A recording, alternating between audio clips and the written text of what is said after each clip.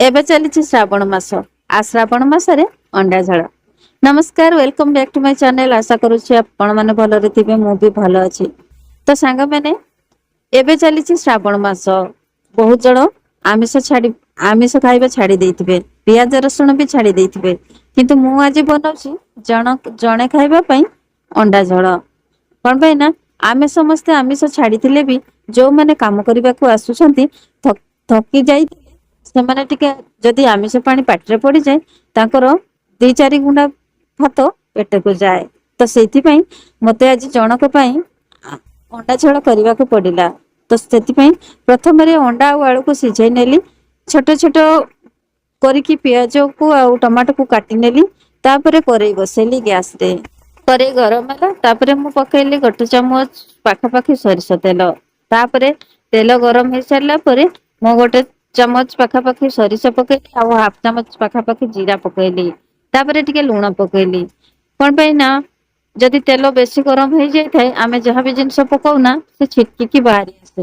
ଯଦି ଆମେ ଟିକେ ଲୁଣ ପକେଇଦବା, ତାହେଲେ ତେଲ ଛିଟକିବା ବନ୍ଦ ହେଇଯିବ।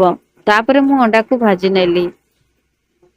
ଭାଜି ସାରିଲା ପରେ ମୁଁ 2ଟା ତେଜପତ୍ର ପକେଇଲି। ତେଜପତ୍ର ପକେଇ ସାରିଲା ପରେ ମୁଁ ଯୋଉ ଅଦା ଆଉ ରସୁଣକୁ ପେଷ୍ଟ କରିଥିଲି, ମାନେ ଛେଚିଥିଲି, ସେ ରସୁଣ ଛେଚାକୁ ମୁଁ ପକେଇଲି। ରସୁଣ ଛେଚା କିଛି ସମୟ ଭାଜି ହେଇଗଲା ପରେ ମୁଁ ପିଆଜ ଆଉ ଟମାଟୋ 2ଟା ଯାକକୁ ପକେଇ ନେଲି। ପିଆଜ ଆଉ ଟମାଟୋକୁ କିଛି ସମୟ ପାଇଁ ଭାଜିଦବା। ଯଦି ଆପଣ ମାନେ ଲୁଣ ପକେଇ ନଥିବେ, ତାହେଲେ ଏଇ ଟାଇମରେ ଲୁଣ ପକେଇଦେବେ। ଯଦି ଲୁଣ ଆମେ ଏଇ ଟାଇମରେ ପକେଇ ଦଉଛେ ନା, ତାହେଲେ ପିଆଜ ଆଉ ଟମାଟୋକୁ ନରମ କରିବାକୁ ବହୁତ ସାରା ହେଲ୍ପ କରିବ। ତାପରେ ଟିକେ ପାଣି ଦବା। ପାଣି ଦେଲେ ପିଆଜ ଆଉ ଟମାଟୋ ଶୀଘ୍ର ସିଝିଯିବ। ଏଇଠି ମୁଁ କହି ରଖିବା ପାଇଁ ଚାହିଁବି, ଯଦି ଭିଡିଓଟି ଆପଣ ମାନଙ୍କୁ ଭଲ ଲାଗୁଛି, ତାହେଲେ ଲାଇକ୍, କମେଣ୍ଟ ଆଉ ସେୟାର କରିବା ପାଇଁ ଜମା ଭୁଲନ୍ତୁନି। ଆଉ ଚ୍ୟାନେଲରେ ଯିଏ ନୂଆ ଅଛନ୍ତି, ସବସ୍କ୍ରାଇବ କରିକି ନିହାତି ଯାଆନ୍ତୁ। ଏବେ ଆମେ ଗୁଣ୍ଡ ମସଲା ସବୁ ଆଡ କରିବା। ଜିରା ଗୁଣ୍ଡ, ଲଙ୍କା ଗୁଣ୍ଡ, କରି ପାଉଡର, ହଳଦୀ ଗୁଣ୍ଡ ସବୁକୁ ଆମେ ମିଶେଇଦବା। ମିଶେଇ ସାରିଲା ପରେ କିଛି ସମୟ ଭାଜିବା ପାଇଁ ଛାଡିଦବା। ଆଜିକାଲିର ଟମାଟୋ ସହଜରେ ଜମା ମେଲ୍ଟ ହୁଏନି, ସେଥିପାଇଁ ଟିକେ ପ୍ରେସ୍ କରିନେବା। ତାପରେ ଆମେ ହେମଦସ୍ତାରେ 1 ଚାମଚ ସୋରିଷ ନେଇ ତାକୁ ପେଷ୍ଟ ବନେଇବା। ଯେହେତୁ ବର୍ଷା ଦିନ, ଶିଳ ବାହାରେ ଅଛି, ସେଥିପାଇଁ ଶିଳରେ ବାଟି ପାରିଲିନି। କିନ୍ତୁ ଯଦି ଆପଣ ମାନଙ୍କର ସୁବିଧା ଥିବ, ତାହେଲେ ଶିଳରେ ବାଟି ନେଲେ ଭଲ ହବ। ତାପରେ ଆମେ ଏବେ ମସଲାରେ ଆମେ ବାଟିକି ରଖିଥିଲେ ସୋରିଷ ମସଲା, ତାକୁ ପକେଇ ନେବା। ସୋରିଷ ମସଲା ପକେଇକି ବେଶୀ କଷିବାନି, ନହେଲେ ସୋରିଷ ପିତା ହେଇଯିବ।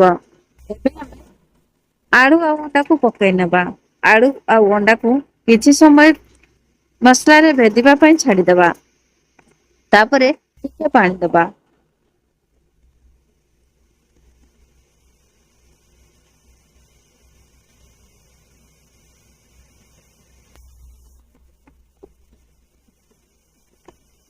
ଯଦି ଆପଣ ମାନେ ଅଧିକା ଝୋଳ ଚାହୁଁଥିବେ, ତାହେଲେ ଆପଣ ମାନେ ଅଧିକ ପାଣି ନେଇପାରିବେ। ଆଶା କରିବି ଭିଡିଓଟି ଆପଣ ମାନଙ୍କୁ ନିହାତି ଭଲ ଲାଗିବ। ଆଉ ମୁଁ ଯୋଉ ପ୍ରୋସେସ ରେ ଅଣ୍ଡା ତରକାରୀଟି କଲି, ଯଦି ଆପଣ ମାନେ ବହୁତ ସାରା ଆମାଉଣ୍ଟ ର ବି ଅଣ୍ଡା ତରକାରୀ କରୁଛନ୍ତି, ତାହେଲେ ଏଇ ପ୍ରୋସେସ ରେ କଲେ ନିହାତି ଆପଣ ମାନଙ୍କୁ ଟେଷ୍ଟ ଲାଗିବ। ଆଉ ଥରେ ଆପଣ ମାନେ ବନାନ୍ତୁ, ଆଉ କମେଣ୍ଟ ମାଧ୍ୟମରେ ମତେ ନିଶ୍ଚୟ ଜଣାନ୍ତୁ। ଏବେ ମୋର ରେଡି ହେଇଗଲା ଅଣ୍ଡା ତରକାରୀ। ପୁଣି ଦେଖାହବା ଗୋଟେ ନୂଆ ଭିଡିଓରେ। ସେ ପର୍ଯ୍ୟନ୍ତ ରହୁଛି, ନମସ୍କାର।